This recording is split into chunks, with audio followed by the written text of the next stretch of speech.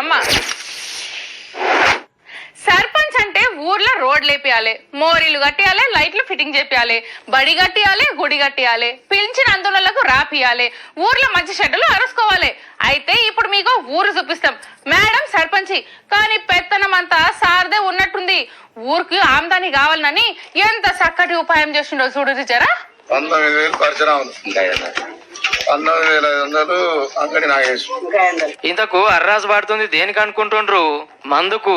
అవు ఊర్లో belt shop కు అర్రాసు పెట్టిండ్రు. యాదాద్రి జిల్లా శరవణాపురం అనే ఊర్లో సర్పంచ్ అక్క పెనిమిటి పాట పాడుతుంటే 2-3 పోటీలు పడ్డారు. ఆఖరికి 21,000కు తినబారైంది. అంతేకాదు ఏ మందు ఎంత కమ్మాలనో కూడా డిసైడ్ చేసిండు కాక.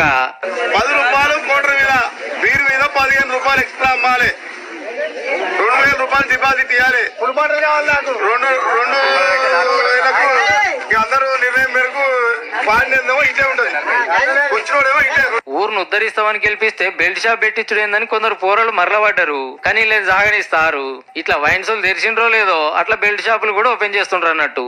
ఏహం మందు కోసం మండలం దాకా పోవుడేంది, మనూర్లోనే అమ్మిస్తా, తాగేంత తాగుర్రి అని సర్పంచ్ అక్క భర్త ఆపోచన కావచ్చు.